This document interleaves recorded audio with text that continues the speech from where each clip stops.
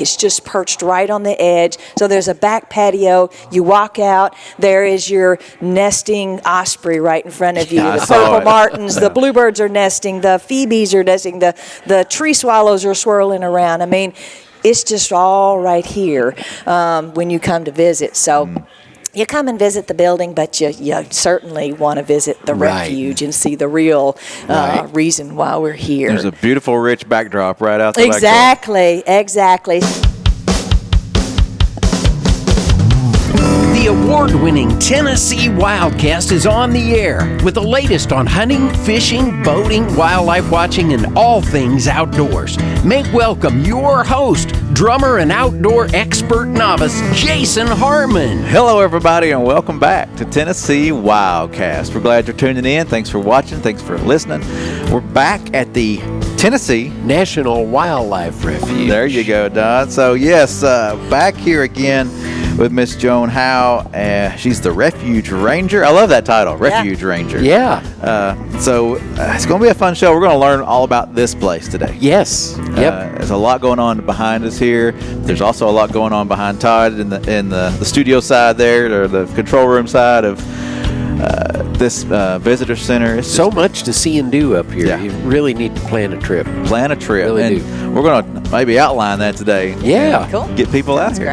Sounds great. Before we jump in, Don? Helping us spread the word is WNWS in Jackson. We're on Saturdays at 6 a.m. there. So all right. We appreciate them as well as all of our other radio partners, and they help us get the word out, as well as the social side and everywhere else you might be able to hear us. Yes, you can catch this show on Facebook, on Instagram, on YouTube, on SoundCloud, iTunes, Stitcher, iHeart, Google. Unlimited. Wow, we're out there. So, I don't know, maybe if you said, Alexa, play WildCast, it might work. I don't know. Yeah, I have to try that. So, anyway, yeah.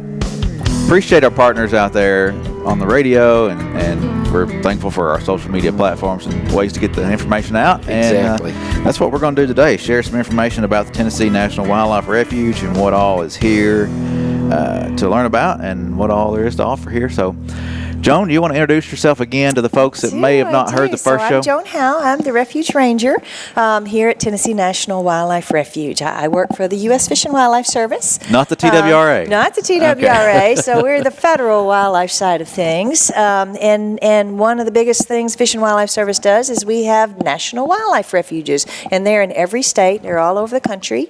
It is actually a system of lands that works together with each other for the conservation of habitats for our nation's wildlife. Mm-hmm. So we have one of those refuges. There's actually 7 national wildlife refuges in the state of Tennessee. Okay. So and they're all different national wildlife refuges have habitat for different things. So maybe it's for an endangered species like Florida panther or Mississippi sandhill crane. Not in Tennessee. Not in Tennessee. Maybe it's for walruses or whatever. So, not in Tennessee. No. In Tennessee, all 7 of these national wildlife refuges are migratory bird conservation oriented. So Perfect. We are conserving and protecting the habitats for migratory birds. And so, and as you know, migratory birds move up and down in these pathways we call flyways. Right. So we are in the Mississippi River flyway. We're perched along, this refuge is perched along 65 miles of the Tennessee River. Tennessee River flows eventually into the Mississippi. So all 7 of those national wildlife refuges are kind of in the western part of Tennessee because of that Mississippi flyway location. So, but we work all together. All these national wildlife refuges provide these habitats all up and down the Mississippi flyway for these birds as they migrate, because it's pretty important habitats. We focus a lot of our management here on wintering waterfowl in the wintertime. And so those waterfowl, they need a place to stop over, rest, refuel. They also do pair bonding in the wintertime. So when to be reproductive success, you have to have the little ducky parlors, for them to be able to have pair bondings before they return back up north, where they usually breed up north. We do have 2 species of waterfowl that will actually nest around here, the wood duck and the hooded merganser. So sometimes you see that, but most of the other waterfowl have already moved on back up north looking for the great breeding spots in the prairie pothole regions up there. But we do have a lot of habitats, even though it's kind of focused a little bit on waterfowl. We have a diversity of habitats for a wide diversity of species. For instance, we have seen and found 316 different species of birds here on this refuge. Wow. That's in the state, if I think I'm correct, it's 411 species of birds in the state of Tennessee. Okay. So 316 of them are right here on this refuge. Yeah. So we have 89 different species of amphibians and reptiles, 54 different species of mammals. But the cool thing also is about the fish. So 50% of this refuge is water, right on the Tennessee River, and then we have these huge impoundments that we manage for the waterfowl. But part of the refuge is where the Duck River feeds into the Tennessee River. Okay. Wow. And I don't know if folks know about the Duck River. The most diverse? But yeah, one of the most diverse rivers in the world. Yeah. And the one river in the state of Tennessee where the full watershed is within the state of Tennessee. And right where that feeds into the Tennessee River is right on the Tennessee National Wildlife Refuge. Oh, yes. And once upon a time, Dave Etnier, he was a pretty famous ichthyologist from Tennessee. A what? Dave Etnier. No, what was he called? An ichthyologist. Okay. So the study of fish. He took his group down here and he did an ichthyological survey. That's a study of looking how many fish we have. And he counted 144 different species of fish. Oh, man. So I put that into perspective for people. That is more fish species than all the Great Lakes combined. More fish species than all the rivers of Europe combined. Wow. Right here on this refuge. So we are wildlife-rich, diverse refuge. So we're not only important for waterfowl and migratory birds, but many other different species. Man, that's great. Here. Tennessee is a special place. It is a special place, and it's a lot of people don't realize, when they look for species diversity, they may go to think of Smokies or whatever, but we have a rich species diversity here in this part of the state of Tennessee. So, yeah. Yeah, from east to west. We always say this, but from east to west, Tennessee's got it all. Yeah, exactly. Exactly. That's awesome. And this education center where we're doing the show from today is very special. I mean, and it's active. I mean, you can hear in the background. You might be able to hear a little bit of sound where, folks are walking through. Because we're standing right here in the visitor center. There's folks that are visiting, taking it here. all in. And tell us a little bit, Joan, about what all is available here for school field trips. I will tell you that this refuge has been here for just over 75 years. We just passed our 75th anniversary here. About the time that TVA created Kentucky Lake was the same time that they gave over key portions over to the Fish and Wildlife Service to be managed as a National Wildlife Refuge forevermore. So in all those 75 years, we always wanted a visitor center, so we were really hoping to be able to do that for a long time, and I guess all the stars and planets lined up in 2014, and we got the funds to be able to create this wonderful state-of-the-art visitor center right here in West Tennessee. Yeah. So in this visitor center, it is got a large exhibit hall. It has an auditorium. It has a classroom. And it is adjacent to this beautiful bay of Kentucky Lake. It's just perched right on the edge. So there's a back patio. You walk out. There is your nesting osprey right in front of you. The purple martins, the bluebirds are nesting. The phoebes are nesting. The tree swallows are swirling around. I mean, it's just all right here when you come to visit. So you come and visit the building, but you certainly want to visit the refuge and see the real reason why we're here. There's a beautiful, rich backdrop right out the back door. Exactly. So what we are looking at in this kind of little exhibit right here kind of gives you a feel of what it almost is looks just like on the refuge. So this was why we chose kind of this backdrop here, because it looks a little bit like the refuge. But coming here to this visitor center, it is free to come. There is no charge to coming here. It is also designed to be very family friendly. I mean, adults love it, but kids love it too. Yeah. And the most common comment we have after people have come here for the first time is, man, I got to come back and bring my kids or my grandkids said or whatever. the same thing. Yeah. So I heard you were already planning a trip to bring your kids back here. Have to.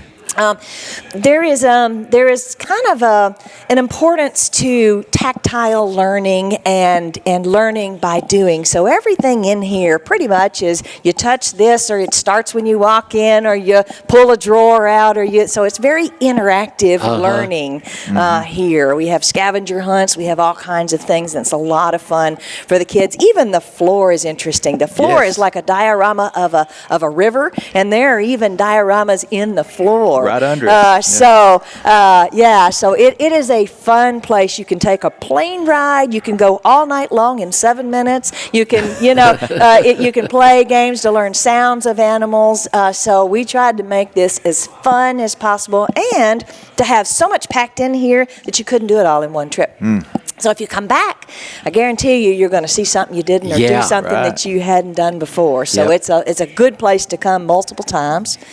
Right outside, like I said, the back patio is a beautiful backdrop of Kentucky Lake, but we have a nice demonstration pollinator garden that folks can look and see some of our native plants out there. And there are a couple of hiking trails just really close to here that have, like one of the hiking trails has a thing on it called Animal Olympics. And so there's all these little exercise stations, but they learn about wildlife and then they exercise like them. Okay. Like they hang like a bat, or they hop like a frog, or they walk a balance beam like a squirrel, cool. or jump like a deer, or whatever, Yeah. So they. We'll hit that up in a minute, Don. Yeah, exactly.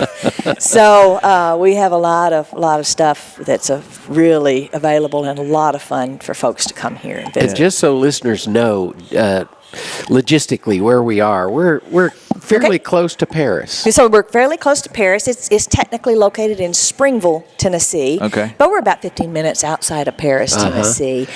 Really not too far from Paris Landing State Park. Right. So which is just adjacent to the refuge. So if any folks know where that location is, then we're just right down the road from that. So we just invite anybody that wants to come here to come. But I will also mention that this is a great place to come for field trips. And we have probably about a 9 or 10, I mean, we've had them as far as Nashville come before, but we have pretty much a 9 or 10 county area around here. Sure. Clarksville has found us, Jackson's found us, Paducah, things like that. So they come here for a field trip. It is free to come here and bring your field trip. And we have a friends group that even has a bus grant, so they will help out with your bus transportation to come here. So you can't make it any better than that. Well, you'd be surprised how easy it is. I mean, it's a couple hours from Nashville. Yeah. That's not so bad. It's really not. We have, there was a daycare or something that brought up kids, and we just had this. So, it's an all-day field trip. They come up here about 9, and they leave about 1:30 or so, and they lunch here. They bring their own lunch and eat lunch here. But we are having them out in the forest. We're taking them down to the shoreline. We are collecting insects. We are looking through scopes. We are, having a whole wide range. It just depends on the season. Yeah. If it's warmer, we might be in the water, or if it's winter time, we might be looking at all those waterfowl that are out there. So we pride ourselves in having a really quality, very hands-on learning experience here when they come for a field trip. And it doesn't have to be public schools. I've had homeschoolers come here. I've had 4-H'ers come here. I've got Girl Scouts, Boy Scouts, all that. You're working on a conservation badge. What a great place to come to. Right. So help clean up the trails, and all they have to just do is contact us, and we will set that up for them. But we also have, we've had church groups come here. We've had, folks that just come that have their club or whatever come here, and we will set up a nice day for them and welcome them and give them a nice program. Well, it's fun and educational. I mean, it's a fun experience, but you also learn a lot when you're here. So we have different events at this refuge. Unfortunately, the pandemic sort of got in the way of that, and we are still getting a little bit rolling. But for instance, the second Saturday in August is hummingbird banding. So we have Cindy Routledge from Southeastern Avian Research. She comes and she bands hummingbirds. Oh, neat. And you can be as close as I am to you, to a little hummingbird, you know. Wow. And she does a great program in our auditorium, and we have crafts, we have games, we have food, you know. I mean, it's just a great day. So we have events that we always have. We have a Facebook page, and so folks can see us on our Facebook page as well as our website. Awesome. So we would put all those events on there, but that would just be an example of one of them. We'll make sure to let people know about that, and we'll put the information in the comments so they can click on that and see that. That's awesome. And speaking of conservation and partnering with folks, I know our agency, TWRA, has partnered a lot with you guys up here. You got the perfect spot to be able to do some training and some. Tell us a little bit about what. So we do. Well, number one, National Wildlife Refuges are a great place for wildlife research. So a lot of the TWRA comes and does some of their, surveying. Universities also come here. For instance, goose banding. They hold their annual goose banding. One of them right here on this refuge here. There is the Mallard Project, the one that's kind of everybody. Telemetry Project. So they came and they put some, and I believe they're going to put another dozen, transmitters on ducks found right here on this refuge to add to that. So there's a lot. Tiny backpacks, which that's all really exciting. Really cool. Here. So but of course this place is always offered up to our partners to do all kinds of training. I think they've had waterfowl training. They got rocket net training coming up, and different things that this place is going to be used for. But we do have a lot of conservation partners, and we are happy to put this place to good use for either wildlife research or to host some kind of a. I hadn't thought about it much, but you mentioned 2014 grand opening here when the center opened. And you were here. I was here, I remember that. You brought your big trailer. And my wife came with me, and she was so worried about that big trailer we were pulling the whole time. But anyway, she had a blast. She said, I can't believe this place. This is so cool. Yeah. But anyway, prior to having the visitor center, what was life like here on the refuge? Well, we spent a lot of time focusing on wildlife habitat management. This is not a preserve. This is a highly managed place. There's a lot of stuff that you have to do to get the habitat ready, especially for the wintering waterfowl. I call it setting the banquet, We got to have all that kind of ready. So we focused a lot on that. But, when I wanted to have a group out here, I didn't even have a porta potty, I had to do it quick before somebody had to go to the bathroom. So having this here now, it just sort of completes that package. Folks can really come here, learn about all the great things. This is a great place to come paddle, to come canoeing or kayaking. And so, come here and maybe learn about our water trails that we have around here. And 50% is in all these other refuges, a lot of water. Yeah. So where can I come and paddle in this area? So this is a great jumping off spot for that. So you offer that access. Can folks come and fish off the banks here? Yes, I would say probably half at least of our visitors are fishermen. Okay. Because, we have 23 boat ramps, on the refuge. We have, all kinds of shoreline fishing. I had 3 people come in today. Where can I go fishing? I set them up, So with all those diversity of fish, we got lots of great places to come fishing on here. And even though this is a refuge, there is hunting. Hey, not waterfowl hunting, but we do hunt things like deer, turkey, raccoon, squirrel on the refuge. So it is a tool to manage, as recreational too. But we do have a lot of hunting and fishing. But I'm telling you, the wildlife photographers, the wildlife observers, that kind of stuff is really taken off, and they love to come here. Our Duck River Bottoms area, which I consider kind of the heart of the refuge, is one of these places. Well, I don't care when you're there. I mean, the wildlife is happening. Oh, yeah. And you can just have great pictures. But I do want to mention a really new thing that's happened here recently. So and of course it got interrupted by the pandemic, but we've had about 3 years of this thing called Wings of Winter Birding Festival. So it is a wintertime birding festival. Usually they're in the spring or the summer or whatever. Well, this was in the wintertime when we are really happening. Right. And in this area, not only is there 2 national wildlife refuges, Tennessee and Cross Creeks National Wildlife Refuge, we have a state park, we have a national park, and we have a national forest and WMA lands really close together. And they all have fantastic bird resources. So we kind of hold our hands together there, Yeah. and we put on a fantastic birding festival opportunity. It's always Martin Luther King weekend. Okay. And we have different buses going out to all these fabulous with expert guides that take folks. We have folks come that are brand new to birding. We have folks that are intermediate expert birders. They have one that's like they go from like early in the morning till late at night to see how many species they can get in one day.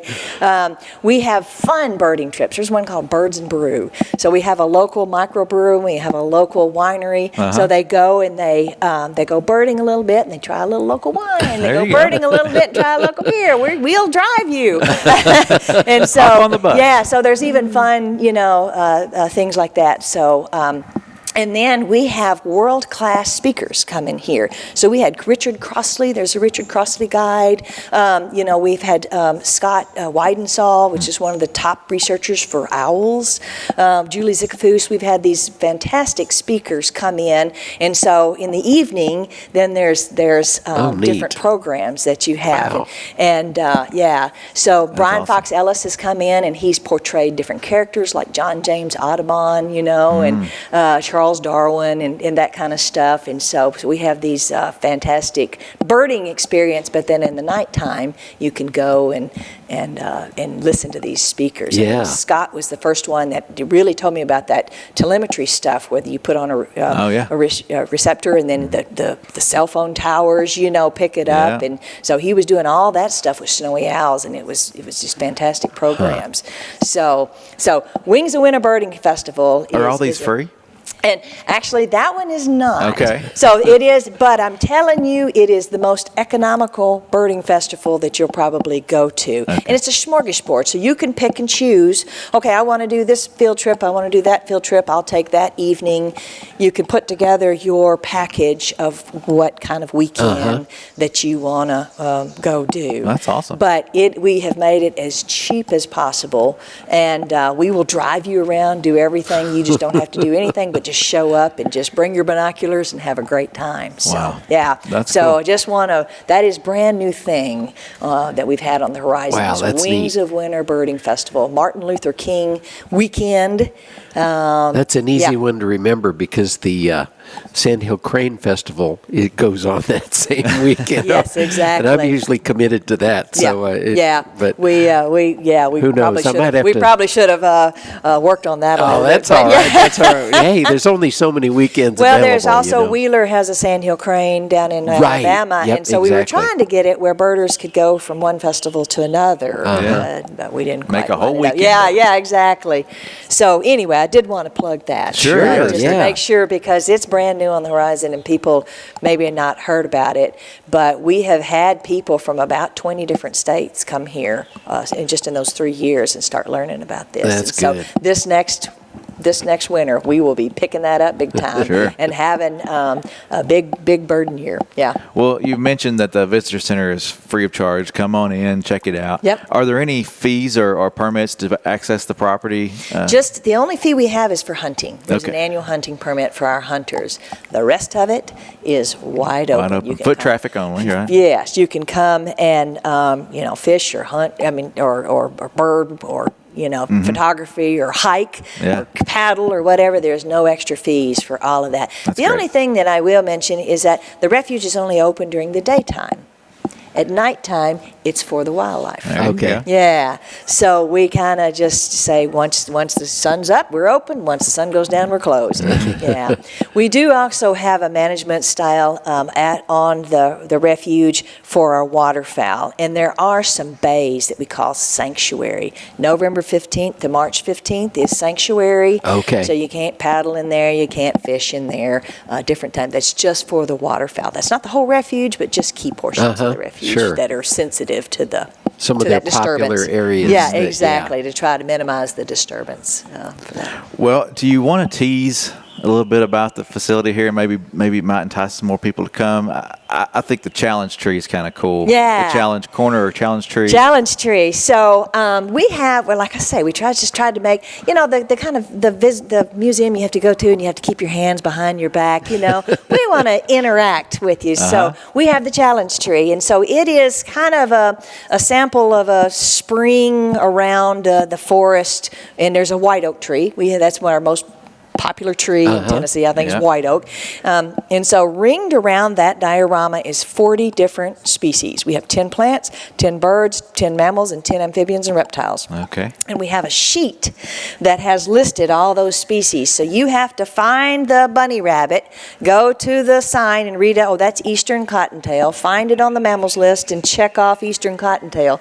And so if they get a few checked off, if they get a good effort at it, we have prizes for them too. Neat. As well. So, I mean, some people come here, adults too, and they will not leave that tree until they have found every 40 species on there. And it's not as easy as you think. They're kind of hidden. Some of them pretty easy to see, but some of them you got to kind of look for that little Cope's gray tree frog, or that little skink, down there. So bring the kids because they're at a lower level. They might Exactly. So some kids want to do it all on their own. Some families just want to do it as a family group, kind of thing. So, but that would be an example. But like Night Sounds Theater, that, like I said, goes through a night in 7 minutes. Yeah. And that there's a mother, and she's explaining to her son all the sounds she hears. Hear that, honey? That's a beaver tail slapping on the water, whatever. And whatever she's talking about kind of lights up in there. So you see a beaver and you see, all that stuff. And so that's a lot of fun.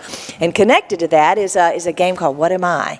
And so that is a touch screen, kind of a big touch screen panel, and it has a neat sound that'll come up, a wildlife sound. Okay. And you have to guess what species it is and punch your finger on the fox or the owl or the snake or the whatever you think might be making that sound. And so that's a fun game. So there's a lot of interesting things that you can do. Yeah. You can take a flight over the refuge, a flight in our plane here. Yeah. You can fly over the refuge. You can hear about our waterfowl counts that we do in the wintertime, but you can kind of take an aerial tour of the refuge and get to go to all 3 of our units in about 7 minutes. So, so there's a lot of fun things that you can do. We're chocked full, right? This Chock visitor full. center is so well thought out. I've been able to walk through quite a few areas like this in the country, and this is top That is a notch. common comment we Very, have. very I've been to a top-notch. lot of National Wildlife Refuges, other visitor centers, and this one's really cool. Yeah. So we want to invite everyone out there to come visit us here at Tennessee National Wildlife Refuge. Yes. Come on out. Come check it out. I'm going to come back and explore more. Bring the family. Bring the family. Bring the family. Yeah. So, thank you, Joan. Okay, great. This has been Glad fun. to be here. We'll have to come back again sometime. Donna, thanks for setting this up. Yeah, you bet. Yeah. You bet. Anytime. And, I believe that's it. This is Tennessee WildCast. Keep following us. Keep tuning us in. And get outside and enjoy Tennessee's wildlife. We'll see you next time. Thanks for tuning in. Stay connected with TWRA by visiting our website at tnwildlife.org and follow us on Facebook, Twitter, and Instagram. Hey, it's all about Tennessee wildlife. It's what we do. Tennessee WildCast will be on the air again next week. We'll see you then.